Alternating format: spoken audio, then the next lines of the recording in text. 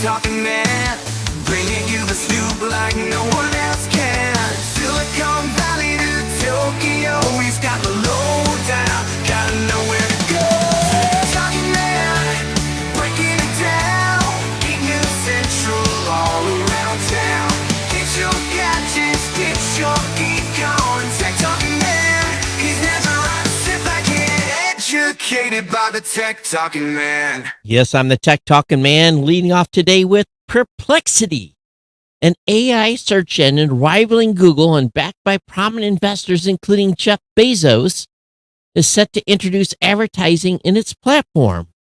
The company, boasting a significant $73.6 million in Series B funding, plans to embed native ads within the related question section of its search responses. This move comes as publishers adjust their SEO strategies to mitigate potential loss from Google's search advancement.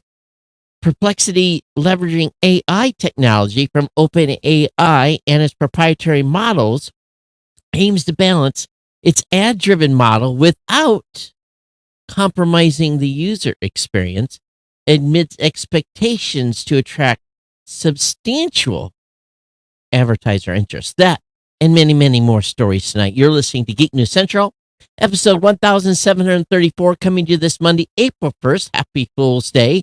I'm your host, Todd Cochran. A big shout out to our primary sponsor, GoDaddy.com. Grab their deals at geeknewscentral.com/GoDaddy. And to all of our awesome listeners, you are the real MVPs. Contribute your time, talent, or treasure at geeknewscentral.com/insider by becoming a GNC Insider.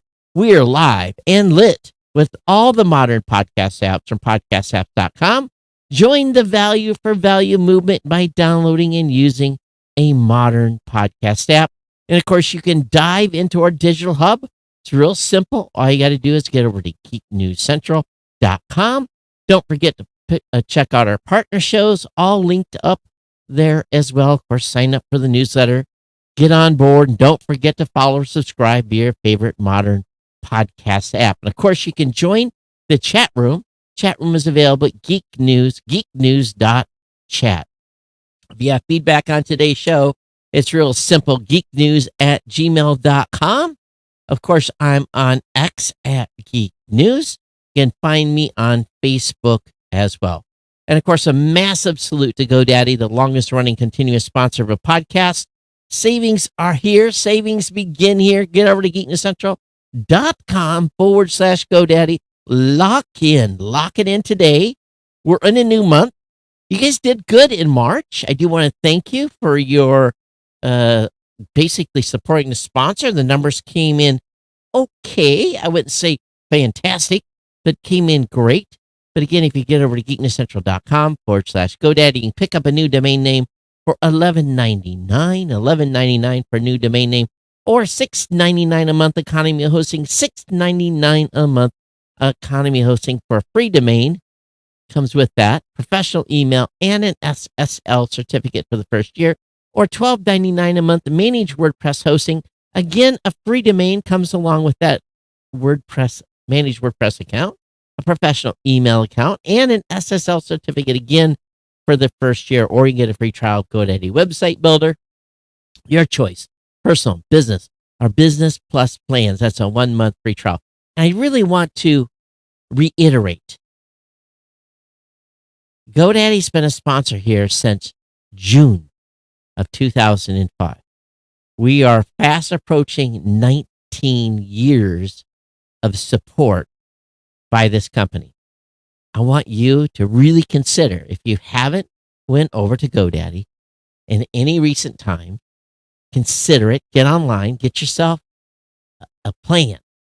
Get yourself a website, get yourself an e-commerce site, set a blog, start a podcast.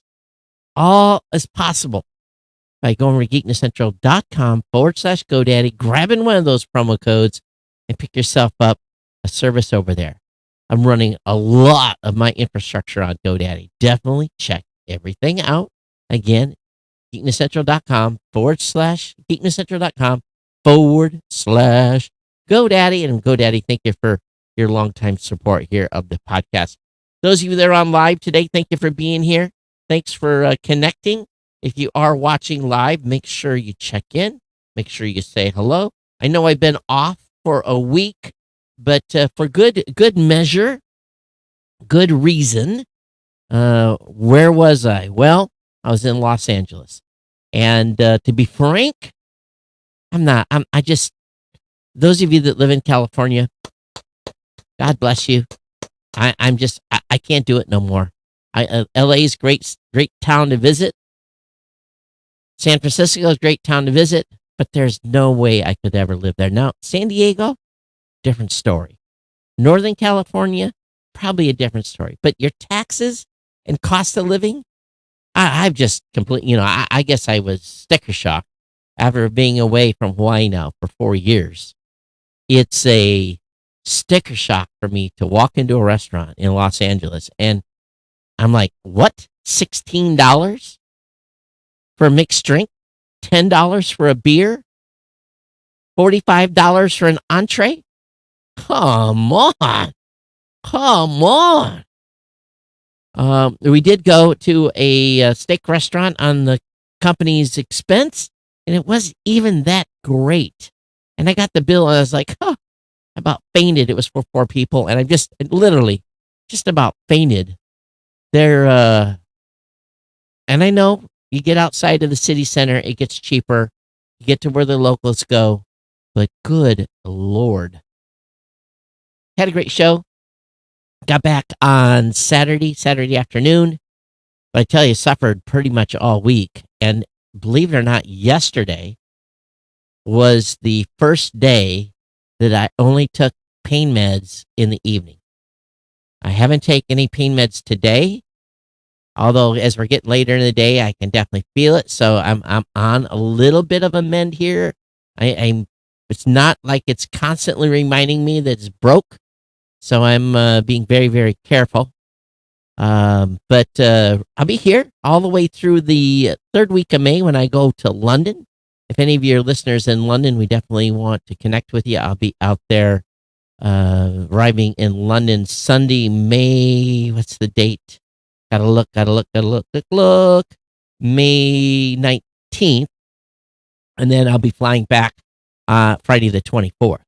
Oh my goodness, the airline prices to go to London. I'm not going halfway around the world.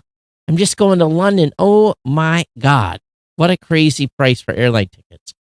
So anyway, that's on the list. So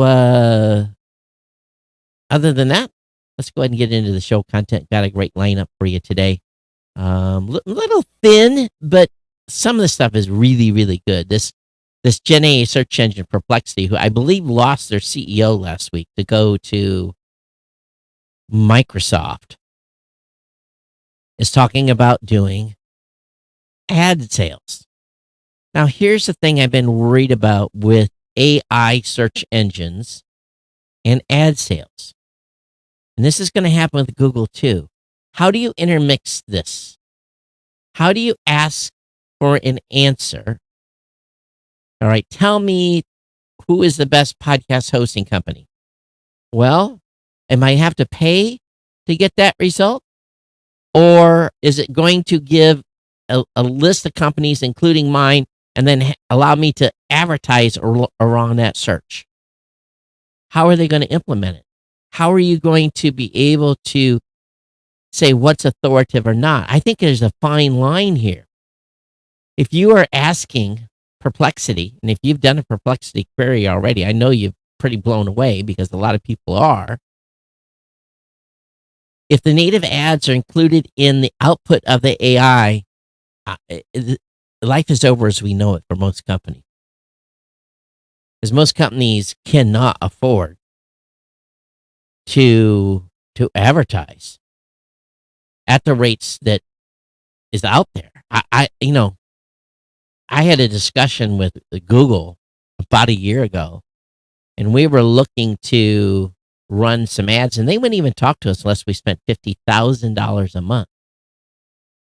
Now, that's not in the budget because that's probably what our competitors were spending. And I'm sure they would have went back to our competitor and said, hey, now you need to spend 60 if you want to keep up the Joneses. It's a racket. It really, really is. And I refuse. So, but how are you going to be able to have your company found with this change in search? Things are, it's a perplexing situation. If you're a business owner, the Google search thing should have you freaked out to no end. It has to have you freaked out. I know it does us quite a little bit. So, what say you? I'd love to hear your commentary. Geeknews@gmail.com. Let's see if I got it right. Geeknews@gmail.com. That's the place to come and drop a comment. So, love to hear your feedback. Meanwhile, OpenAI, they had this great voice to text demo that I saw this morning. You put 15 seconds of your voice in, then it will just take over and mimic your voice. Incredible demo. But OpenAI now is providing links on ChatGPT, and the internet's going to be more prominent. So the query, I don't know what the query was, but it's linking to articles like TripAdvisor, Maze of Love. It's giving you more citations. So this is very, very concerning too, because now ChatGPT is going to become a search engine. Now, there was an interview. If you want your brain to go deep, you want 2 hours of content, and that you're really going to need to listen. I mean, this is 2 hours. You're doing a drive somewhere. Listen to the Lex Friedman podcast interview with Sam Altman. Go check that out, and let me know what you think of that interview. Just do that 2 hours. You could spend the time and go listen to it, and you're going to see what I'm referring to here and where my brain is going when it comes to search. Now, ChatGPT said we're making links more prominent when ChatGPT browses the internet. This gives more context to its response and makes it easier for users to discover content from publishers and creators. Browse is available in ChatGPT Plus, Team, and Enterprise. So I like these links, but how do they pick winners or losers? Does TripAdvisor pay OpenAI to take their recommendations above anything else? I'm not saying they are now, but will they? And how do small companies compete? This is the key here. If your content is not being indexed, let's say you become the hardliner at your company, and you've said, no, we are not going to let the ChatGPT bot look at our site. We're going to block it. We're going to turn it off. And then when it produces a result, you're not in there. There's a double-edged sword here, ladies and gentlemen. New York Times says, do not, I'm suing you. So now when ChatGPT doesn't have New York Times data in there no more, it no longer links to anything in the New York Times. Look who has the leverage. Look who gets the citation. Who looks at possibly getting the link back. This is game changer, game over. Perplexity and this ChatGPT 4 stuff has the opportunity to flip the barrel on Google.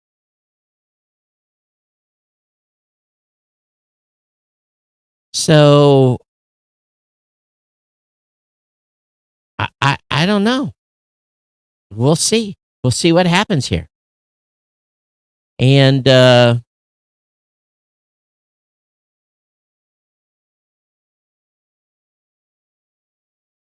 Google's going to be focusing on great content on your website. So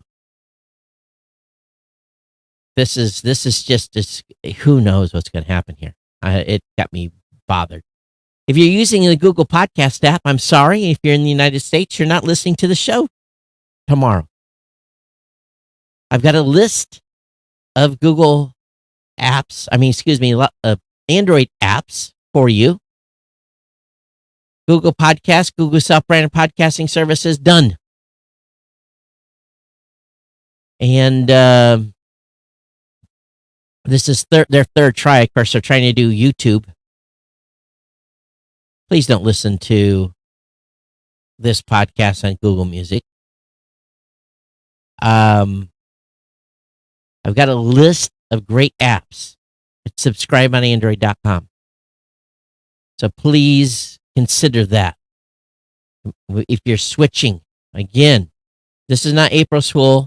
Google Podcast has announced it's going away in the United States tomorrow, April 2nd. And if you're listening to this show later,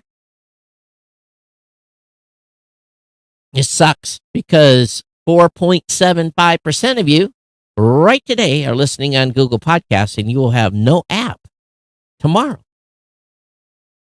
So I'm looking forward to all of you trying to find a new app to listen to this show. Happy birthday to Gmail. 20th anniversary of Gmail. Can you believe it? Can you believe it's been 20 years? And how many of us, you guys remember the land rush to try to get a Gmail account? We were all begging other people for Gmail. I've got a lot of, I used to have a list somewhere of all the Gmail accounts I've got. I'm sure they've all been shut off by now, but I had a number of them. 20 years. Dun, da, da, da. AT&T, my. AT&T's massive data breach exposed millions of customers' data files on the dark web. AT&T had to reset passcodes for 73 million customers. They said, we didn't do it. It didn't come from our system. AT&T is currently hit by a huge data breach affecting personal information 73 million customers. But it says there's no evidence of unauthorized access to its systems. They're pointing their fingers at somebody else. Typical. The leaked data includes sensitive information like full names, contact details, social security numbers, again and again and again, except for personal financial details and call history. We might as well just publish everyone's social security number on the internet and do away with that as an actual authentication thing for your account access. I don't get angry now whenever I'm talking to a bank and they ask me 5 or 6 questions to verify my identity. The harder questions, the better.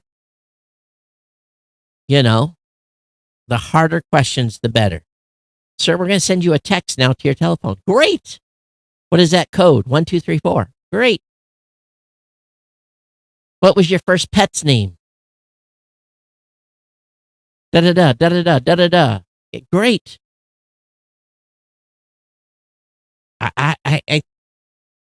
You can't validate via social security number anymore. Moving on, iPhone 16 camera rumors. All the buzz surrounding Apple's camera upgrades, longer zooms, bigger sensors. So there's a big write-up at CNET.com about this. There's going to be a new physical camera button. iPhone Pro and Pro Max brought a new action button to the outer edge of the phone, which allows you to customize it from various actions like launching a camera or taking a voice memo.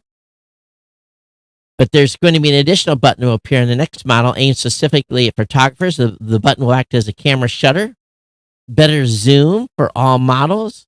Again, a larger sensor, higher resolution, vertical camera arrangement, and so forth. I'm seriously due for an iPhone upgrade. Should I wait for the 16 or just go over the 15? What say you? Okay, I do want to thank our insiders. I want to thank Roger Nash for his $2 sustaining donation, Richard Woodworth for his 1041 Warrior donation, Michael P. for his $5 Ohana donation. Kirk Corliss for his $5 Ohana donation. Mika Paikala for his $2 sustaining donation, and Curtis Parrish for his $5 Ohana donation. You too can get in the list here of folks that are boosting the show and folks that are doing contributions. If you're streaming the show live, you'll be able to be seen here. Darren Schwartz for his donations live. Who else? We've got John McDermott, DWEV via Castamatic, and so forth. So we've got a lot of people that are doing Satoshi streamings and boostograms. We definitely appreciate it. How is that done, say you? On a modern podcast app at podcastapps.com. We want you to consider, again, becoming an insider and getting involved in the value for value by downloading a new podcast app from podcastapps.com. Let me know what your fountain address is, and I will send you sats. We'll send you some sats. Definitely appreciate it when you guys send those donations, and it adds up. It really, really does. We definitely appreciate it. And your fiat fund coupons when you send us a PayPal, that's appreciated as well. So thank you so much for your ongoing support of the show. Those of you that are insiders and contribute to the podcast on a monthly basis with your reoccurring donation. And we've had people watching the show from Spain, and lots of comments coming into New Media Show, of course. But we always like those geek bucks in the form of Satoshis. We definitely thank you for all that. Hey, if you live in Michigan, there's one place in Michigan where you can watch the total solar eclipse for 19 seconds in Monroe County, Michigan. There's a small sliver in the Luna Pier area. So are you going anywhere? I don't think I'm going anywhere. I've got too much to do. So I don't think I'm going to be going to watch I'll watch it on TV. I'll watch it on news. If you're a Mac user, Android user, there's some dangerous malware pretending to be McAfee. So hackers are tricking people into installing a fake McAfee antivirus software. So be very, very careful. While previous versions were being distributed via dropper apps that were smuggled onto the Play Store, this new version used a combination of smishing and legitimate app abuse. The reacher said that attackers would first send an SMS message to a victim, warning them of an unauthorized payment transaction. So this is where you need to stop immediately. You get that type of a text, and what you do is you go physically type in your bank or your PayPal address, paypal.com, or wherever you're banking at, type that in physically, log in, check your bank account. Don't respond to this stuff. Because if you do, if you take the bait and call the number, attacker then persuades you to download a compromised version of McAfee, but in the background, it delivers malware and an APX and a DEX file, which gives all kinds of access, and then you're really screwed, and then you really lose money because they get into your bank account, do all kinds of naughty stuff. Be careful. Warn your parents. Warn your parents of all this stuff that's going on. We don't want elder abuse. We have to protect those that maybe do not know as much tech as all of us. Meanwhile, Google's going to delete records from incognito tracking, according to the BBC. Google's agreed to delete billions of records and submit to some restrictions on its power to track users on the terms of a proposed legal settlement. The deal aims to resolve a class action lawsuit brought in the United States, which had accused a tech giant of invading people's privacy by collecting user data, even when they were browsing in private mode. The suit had sought $5 billion in damages. Google is supporting the deal, though it disputes the claims, has already made changes in response to the lawsuit. The data deletion will also apply outside the United States. So today, Google agreed to delete hundreds of billions of private browsing data records that it had collected, the court filing said. We're pleased to settle this lawsuit, which is we had always believed was meritless. Google spokesman George Castaneda said in a statement, knowing the company would not be paying any damages. Oh, really? We are happy to delete old technical data, old spy data that was never associated with an individual, was never used for any form of personalization. Now, Google is still facing lawsuits from individuals over privacy violations, which could lead to financial penalties. The legal battle revealed documents in which Google employees describe incognito as effectively a lie and a confusing mess. I guess the deal will now go to the court for approval. Huh.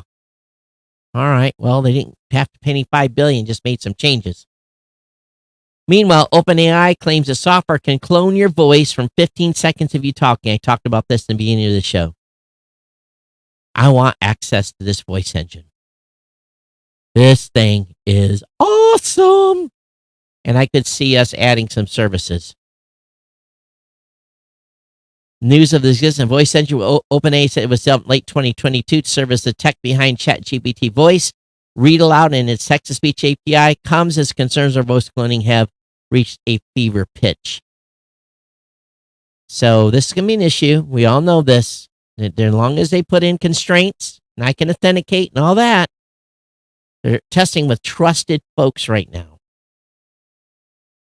Described as being a small model that uses a 15-second clip and a text prompt to generate natural-sounding speech resembling the original vocalist. OpenAI said it's already been testing the system, again, with several trusted partners. Has provided the purported sample as voice engine capabilities in a marketing piece. And if you listen to it, you're going to be blown away. Everything, ladies and gentlemen, everything as we know it is going to change. I had great conversations at the event I was at in Los Angeles last week, talking about all this, everything I talk about with you in regards to AI. Stay on top of it.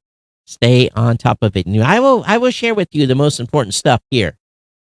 All right, the stuff that's going to affect you the most. So we're going to be ramping a little bit of that up here in the show as time goes on, because this is game changing. Also, according to Tech Radar, the iPhone SE 4K leak may have shown off its new design. You know, do we really care about a new design from iPhone? You know, it's just a phone. It's going to have some cameras. It's going to have some functions. It's going to look like a lot of other phones. Is it really a big deal anymore, the design? I don't even look at the design. I really don't. I just need a new phone. I don't look at all the features, to be frank with you. I don't go through it. I don't use most of the features to even a tenth of the capabilities of the phone. I just need a new phone whenever my battery doesn't hold a charge any longer. That's when I upgrade. I guess some of you are like deep down the weeds, but I don't have time for that. Do you? SpaceX's launch Utilesat 36D, and it lands booster on the 7th reuse anniversary. So they've been landing rockets now, for 7 years? Has it been that long? Has it been 7 years that we've been landing SpaceX rockets? Wow.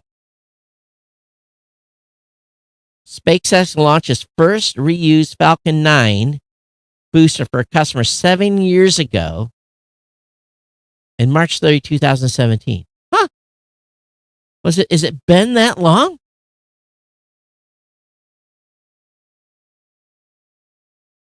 They had 3 launches within about 5 hours.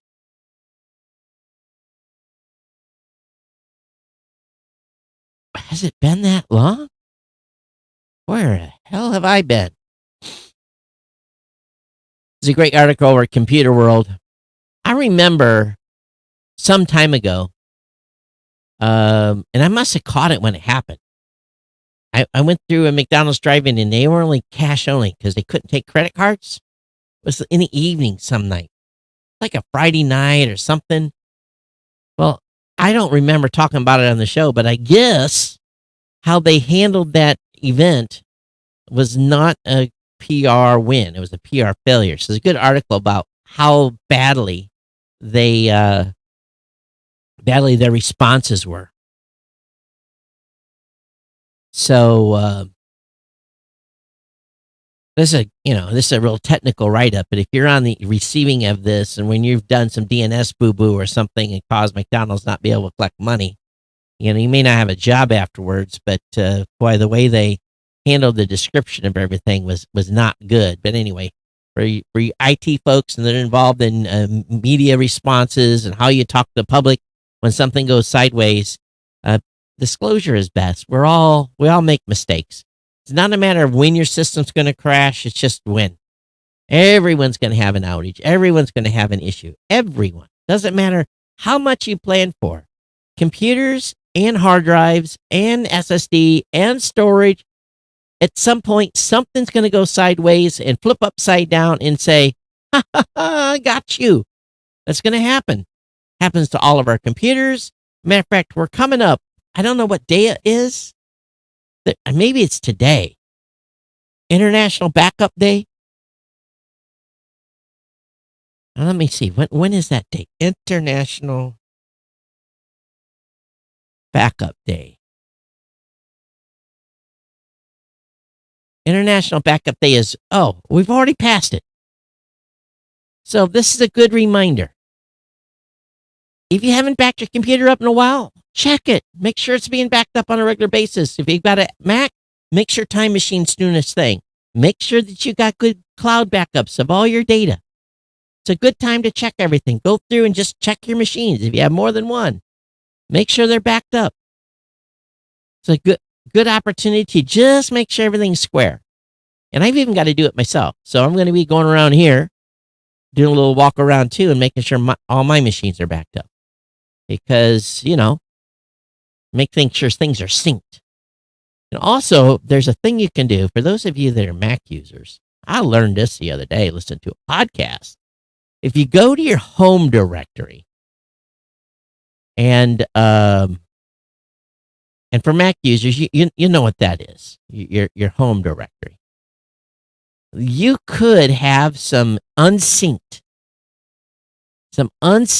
documents that might actually cause you to lose stuff from one machine to the other.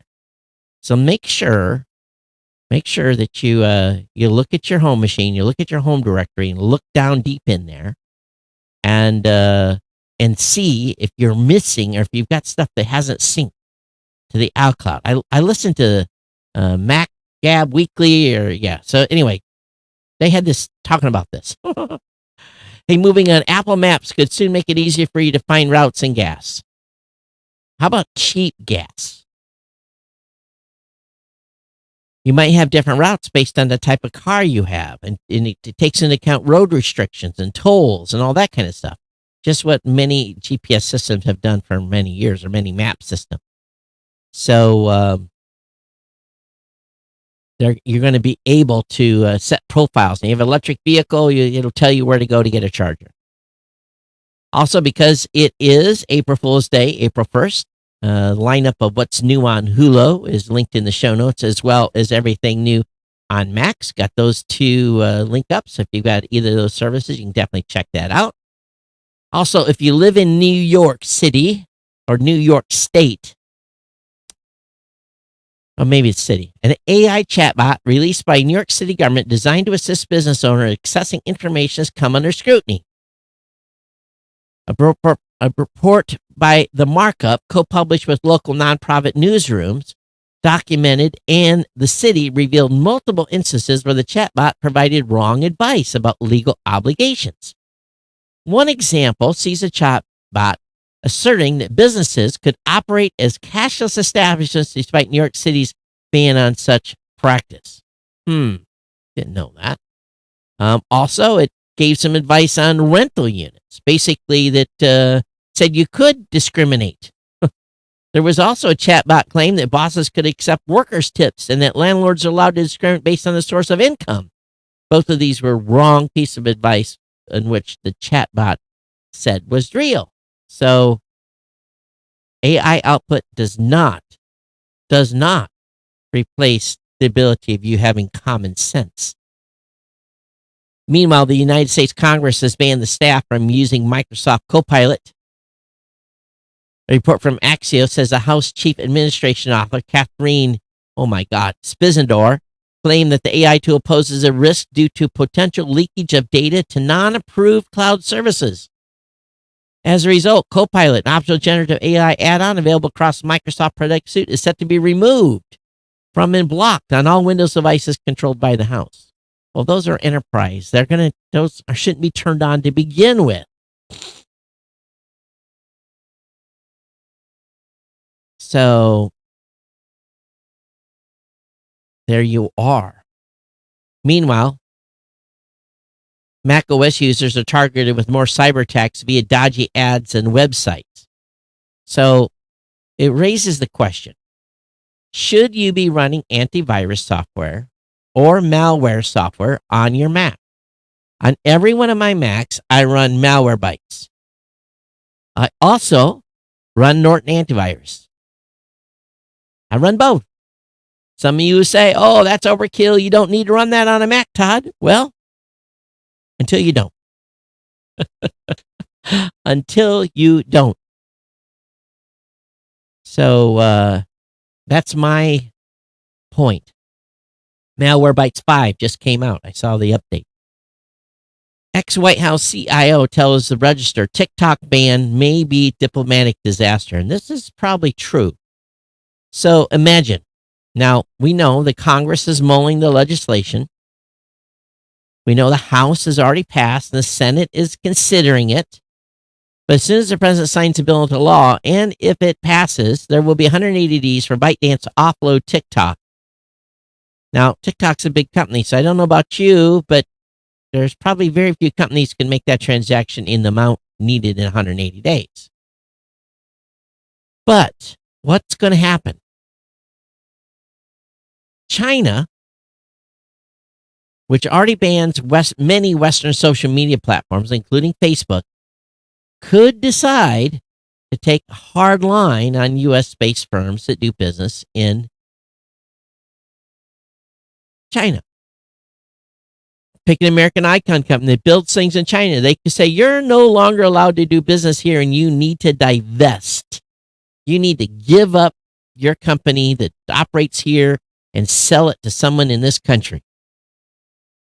The United States does not have a privacy bill of rights. America doesn't have any federal level law for privacy.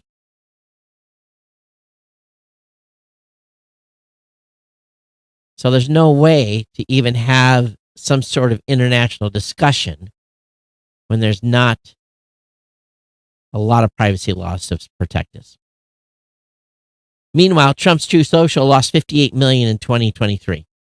A lot of companies are losing money. Sam Altman no longer owns OpenAI Startup Fund. And I guess it was just a technicality. Control has been moved over to Ian Hathaway, who helped manage the fund since its launch in 2021. OpenAI tells Axios that Hathaway has overseen the fund's accelerator program and led investments in such companies as Harvey, Cursor, Speak, and Ambience Healthcare. As previously communicated, the fund's initial GP structure was a temporary arrangement and involved no personal investment or financial interest from Sam. This change provides further clarity. Again, go to listen to the Lex Friedman article of Sam Altman. I encourage you to do so. It is a 2-hour fascinating journey into the whole space. Meanwhile, for those of you in Arizona, Pluto is in the news again. Pluto has been declared an official state planet of Arizona, even though it was reclassified as a dwarf planet. So Pluto for Arizona is an official state planet. The Arizona Daily Star, Governor Katie Hobbs signed legislation Friday. When questioned on whether or not Pluto is a full-fledged planet, she ignored it. I am proud of Arizona's pioneering work in space discovery. Okay. Astronomer Clyde Tombaugh discovered Pluto in Flagstaff, Arizona back in 1930 at the Lowell Observatory. Pluto also happens to be the only planet to be discovered in the United States. So I guess Pluto is retrieved its planet status with the state of Arizona. I think it should be called a planet as well. But, that's just my personal opinion. Hey, do want to thank everyone. And, today is actually a pretty good day. I had, it's just a start, but I worked with a client all the way over through Christmas.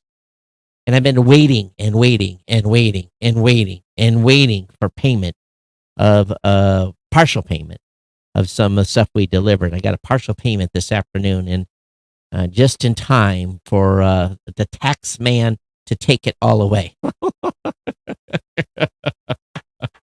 Yeah, but that's kind of how it works, right? You never know. All right, ladies and gentlemen, thank you for being here. Thanks for being part of the family, being part of the Ohana. Thank you for being long-time listeners or new listeners of the show. We want to thank our insiders, of course, and don't forget about our sponsor, GoDaddy. You too can become an insider. Yes, very cool designation. A Geek News Central insider. Join the Cool Kids Club by becoming an insider with your 2, 5, 10, 15, 20, or $25 monthly donation, or your one-time PayPal donation, or value for value via a new podcast app at podcastapps.com. All right, I'll be back with you on Thursday for another edition of the Geek News Central podcast. It's been my pleasure to bring you a show. I hope all of you have a wonderful week. Let me know if you're going to be going and getting to see the solar eclipse. I probably should go. Might change my mind, but as of right now, I really don't want to drive 3 hours one way to get in the middle of it, see this thing for 20 minutes, and turn around and drive 3 hours back. And the chance of rain? Yeah, who knows? What say you? All right, everyone, thanks. We'll see you back here on Thursday. Everyone, take care.